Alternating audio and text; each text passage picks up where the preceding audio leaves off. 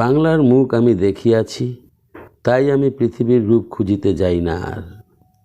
কবি জীবনানন্দের এই লাইনটি মাথায় রেখেই আজকের আলোচনা শুরু করছি। প্রিয় ছাত্রছাত্রীরা, স্বপ্ন সন্ধান চ্যানেলের শেখো ছন্দে ছন্দে শেখো আনন্দে বিভাগে আজ থাকছে বাংলার রূপমুগ্ধ কবি জীবনানন্দ দাশের আকাশে ৭টি তারা শীর্ষক কবিতাটির ব্যাখ্যা বিশ্লেষণ সহ এক বিস্তৃত আলোচনা।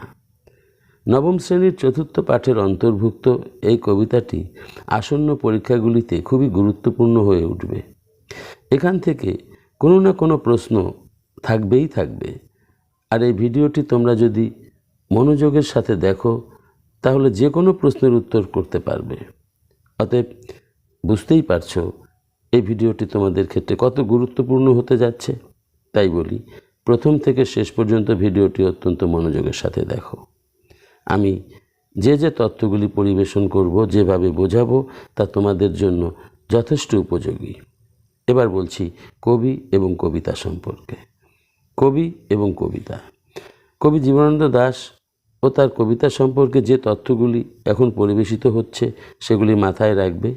এমসিকিউ, এসিকিউ ধর্মী প্রশ্নোত্তরের ক্ষেত্রে এগুলি সহায়ক হবে। ১. কবির জন্ম এবং জন্মস্থান। 1899 খ্রিস্টাব্দের 18ই ফেব্রুয়ারি বর্তমান বাংলাদেশের বরিশাল শহরে কবি জন্মগ্রহণ করেন। পিতামাতা: পিতা সত্যানন্দ দাশগুপ্ত, মাতা কুসুম কুমারী দেবী। ইনি বিখ্যাত কবি ছিলেন। প্রথম কবিতা। জীবনানন্দের প্রথম কবিতা বর্ষ আবাহন 1999-এ ব্রহ্মবাদী পত্রিকায় প্রকাশিত হয়েছিল। প্রথম কাব্যগ্রন্থ ঝরা পালক প্রকাশিত হয়েছিল 1927 খ্রিস্টাব্দে। অন্যান্য কাব্যগ্রন্থ: ধূসর পাণ্ডুলিপি, বনলতা সেন, মহাপৃথিবী, ৭টি তারার তিমির ইত্যাদি। এই কাব্যগ্রন্থগুলি কবির জীবনাবস্থায় প্রকাশিত হয়েছিল। মৃত্যুর পর প্রকাশিত কাব্যগ্রন্থ: কবির মৃত্যুর পর প্রকাশিত হয় রূপসী বাংলা এবং বেলা অবেলা কালবেলা। উপন্যাস: কবি কয়েকটি উপন্যাসও লিখেছেন, যেমন বাসমতী রূপাখ্যান, কারুবাসনা, জীবন প্রণালী ইত্যাদি। লিখেছেন বেশ কিছু ছোট গল্প, যেমন একঘেয়ে জীবন, বৃত্তের মতো, চাকরি নেই ইত্যাদি। জীবনাবসান: 1954 খ্রিস্টাব্দের 14 অক্টোবর কবির জীবনাবসান ঘটে। কলকাতার দেশপ্রিয় পার্কের কাছে ট্রামের ধাক্কায় তিনি মৃত্যুবরণ করেন। পুরস্কার: কবিকে মৃত্যুর পর 1955 খ্রিস্টাব্দে মরণোত্তর সাহিত্য একাডেমি পুরস্কার প্রদান করা হয়। উৎস: আলোচ্য কবিতাটির উৎস রূপসী বাংলা কাব্যগ্রন্থ। অর্থাৎ আকাশে ৭টি তারা কবিতাটি সংগৃহীত হয়েছে রূপসী বাংলা শীর্ষক কাব্যগ্রন্থ থেকে। কাব্যধারার বৈশিষ্ট্য: রবীন্দ্রোত্তর পর্বের সর্বশ্রেষ্ঠ কবি জীবনানন্দ বাংলা কাব্যধারায় এক নতুন তরঙ্গ সৃষ্টি করেছেন। বঙ্গপ্রকৃতিকে তিনি শুধু চর্মচোখে দেখেননি, দেখেছেন হৃদয়ের অনুভূতি থেকে জাগ্রত চোখে। প্রিয় ছাত্রছাত্রীরা, যে কোনো কবিতা কিংবা গল্পের পরিপূর্ণ মর্মার্থ বুঝতে গেলে কবির কিংবা লেখকের মনোভাবটা কিন্তু অবশ্যই বুঝে নিতে হয়। মাতৃভূমির প্রতি ভালোবাসা ব্যক্ত করেছেন বেশিরভাগ কবি লেখকই, কিন্তু জীবনানন্দের প্রকৃতিমুগ্ধতার প্রকাশের যে ধরনটা তা একেবারে ভিন্ন। বঙ্গপ্রকৃতি তার রূপ, রস, গন্ধ, স্পর্শ সহ তার হৃদয়ের রন্ধ্রে রন্ধ্রে জাগ্রত। বাংলার প্রকৃতির জগৎ, গাছপালা, নদীনালা, মাঠ, বন, মানুষ, পশু পাখি একটা ভিন্ন মাত্রায় তার কাব্যে ব্যক্ত হয়েছে। তিনি ছোট ছোট সাধারণ উপসর্গগুলির মধ্যে দেখেছেন সর্বকালীন বাংলাকে। তাই বাংলা তার অস্থিমজ্জা সহ, অনুপরমাণু সহ তার হৃদয়ে এত গভীরভাবে রেখাপাত করেছে যে বাংলার মুখ দেখার পর তিনি পৃথিবীর আর কোনো সৌন্দর্যই দেখতে চান না। তাহলে বুঝতেই পারছো কবির বঙ্গপ্রীতি কতটা গভীর। তার মাতৃভূমি বাংলার চেয়ে সুন্দর কিছুই নেই তার কাছে। কবির এই মনোভাবটাকে মাথায় রেখে কবিতাটি পড়তে হবে, তাহলেই এর মর্মার্থ সহজ হয়ে যাবে। এবার আমি লাইন ধরে ধরে কবিতাটির ব্যাখ্যা বিশ্লেষণ করছি, তোমরা শোনো। কবিতার ব্যাখ্যা বিশ্লেষণ। কবিতাটির ব্যাখ্যা বিশ্লেষণে যাওয়ার আগেই বলে রাখি, রূপসী বাংলা কাব্যগ্রন্থের এই কবিতাটির শিরোনাম কিন্তু কবির দেওয়া নয়। এই কাব্যের কবিতাগুলির পৃথক কোনো নামই নেই। আলোচ্য কবিতাটির সংকলকগণ কবিতাটির প্রথম পংক্তির প্রথমাংশকে শিরোনাম হিসেবে গ্রহণ করেছেন। বেশ, এবার আমি কবিতাটি পাঠ করে করে তার অর্থ তাৎপর্য বুঝিয়ে দিচ্ছি। আকাশে 7টি তারা যখন উঠেছে ফুটে, আমি এই ঘাসে বসে থাকি। কবি বলেছেন, আকাশে 7টি তারা যখন ফুটে উঠেছে, অর্থাৎ যখন সন্ধ্যা নামছে, কবি তখন বসে থাকেন মাঠের ঘাসের চাদরে, অর্থাৎ ঘাসের উপর। 7টি বলতে এখানে সপ্তর্ষি মণ্ডলকে বুঝিয়েছেন কবি, এটা সহজেই বোঝা যাচ্ছে। হেমন্ত বা শীতের সন্ধ্যায় এই তারাগুলিকে আকাশে বেশ জ্বলজ্বল করতে দেখা যায়। এই তারাগুলির নামকরণ হয়েছে 7টা ঋষির নাম অনুসারে। 7টা ঋষির নামে এই তারাগুলিকে চিহ্নিত করা হয়েছে। এই ঋষিরা হলেন মরীচি, অত্রি, অঙ্গিরা, পুলস্ত, পুলহ, ক্রতু এবং বশিষ্ঠ। এবার কবিতার লাইন ধরে ধরে বিশ্লেষণ করছি অন্যান্য দিক থেকে। 7টি তারা আকাশে ফুটে ওঠার পর কবি আর কি দেখেন, শোনো সে কথা। কামরাঙ্গা লাল মেঘ যেন মৃত মনিয়ার মতো গঙ্গাসাগরের ঢেউয়ে ডুবে গেছে। আসিয়াছে শান্ত অনুগত বাংলার নীল সন্ধ্যা। আমার চোখের পরে, আমার মুখের পরে চুল তার ভাসে। পৃথিবীর কোনো পথ এ কন্যারে দেখেনি কো। দেখি নাই অত অজস্র চুলের চুমা হিজলে কাঁঠালে জামে ঝরে অবিরত। জানি নাই এত স্নিগ্ধ গন্ধ ঝরে রূপসীর চুলের বিন্যাসে পৃথিবীর কোনো পথে। কবি বাংলার এই সন্ধ্যাকে প্রতিকায়িত করতে গিয়ে, মহিমান্বিত করতে গিয়ে যে নারীর সৌন্দর্যের দৃষ্টান্ত তুলে এনেছেন, এবার সেটা বিশ্লেষণ করছি, শোনো। কবি সন্ধ্যাকে কন্যার সাথে তুলনা করেছেন, যে কন্যার অজস্র চুল। কন্যাটির দিগন্তব্যাপী চুলের স্পর্শ জাগে কবির চোখের উপর, কবির মুখের উপর। কবি অনুভব করেন কেশবতী সন্ধ্যার রেশমি কেশের স্পর্শ তাকে আবিষ্ট করছে। পৃথিবীর কোনো পথে এই কন্যাকে তিনি দেখেননি। দেখবেন কিভাবে?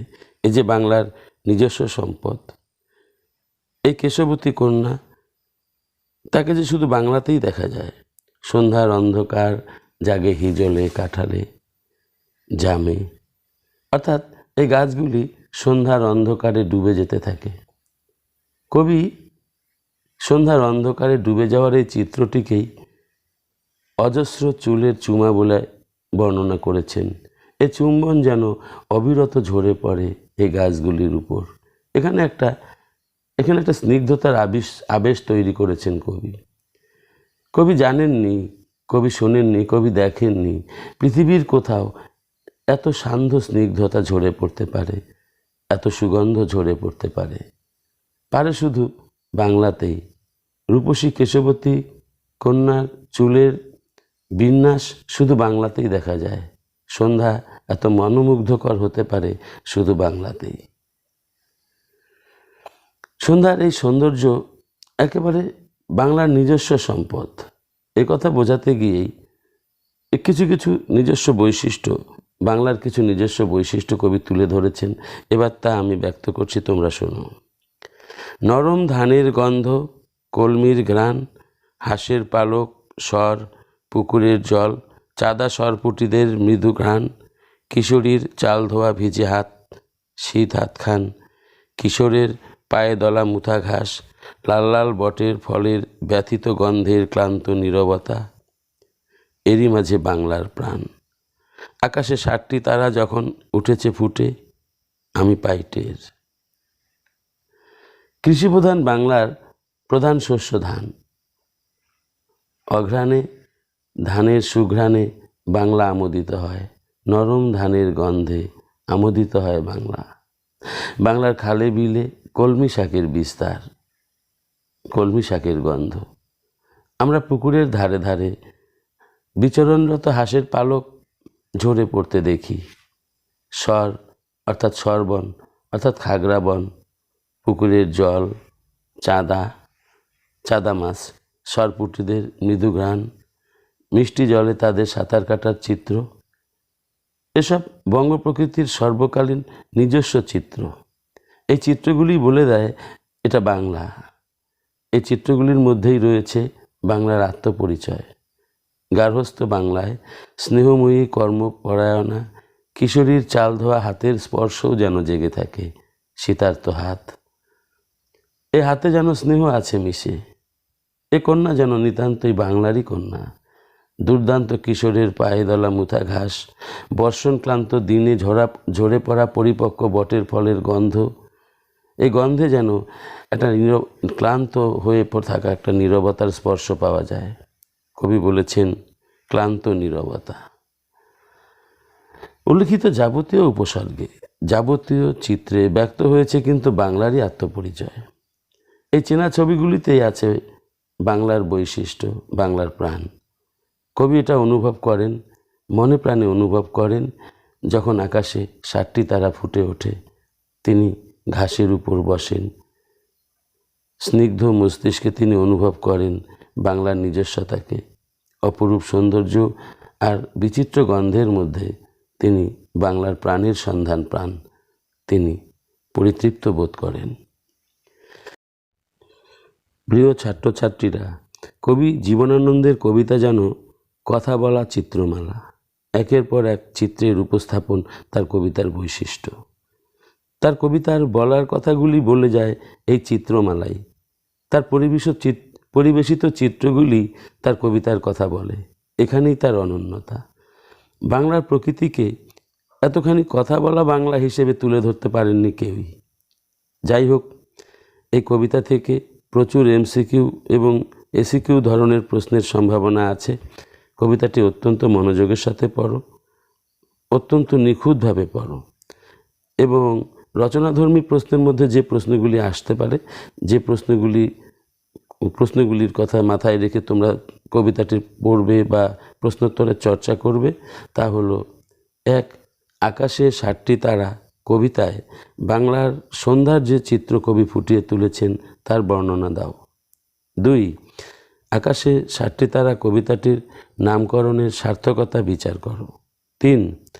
আকাশে 7টি তারা কবিতায় জীবনানন্দের প্রকৃতি চেতনার যে পরিচয় পাও তা লিখো। 4. পৃথিবীর কোনো পথ এ কন্যারে দেখেনি কো। এ কন্যা বলতে কার কথা বলা হয়েছে? কন্যাটির সৌন্দর্যের বর্ণনা দাও। আমার এই সংক্ষিপ্ত আলোচনা থেকে তোমরা এই প্রশ্নগুলির উত্তর, সর্বাঙ্গ সুন্দর একটা উত্তরই তোমরা পাবে ব্যাখ্যামূলক প্রশ্নগুলির উত্তরও। প্রথম থেকে শেষ পর্যন্ত ভিডিওটি দেখো, ভালো করে দেখো। আজ এই পর্যন্ত। তবে একটা কথা বলি, যা রোজই বলে থাকি, আলোচনাটি তোমাদের যদি ভালো লেগে থাকে তাহলে লাইক দাও, বন্ধুদের শেয়ার করো এবং চ্যানেলটি যদি এখনও সাবস্ক্রাইব না করে থাকো তাহলে অবশ্যই করে নাও। সেই সঙ্গে আরেকটা কথা, তোমাদের ক্লাসে আরও অনেক ভিডিও আমি ছেড়েছি, সেগুলির লিঙ্ক ডেসক্রিপশন বক্সে দেওয়া আছে, তোমরা খুঁজে দেখো। আজ এখানেই।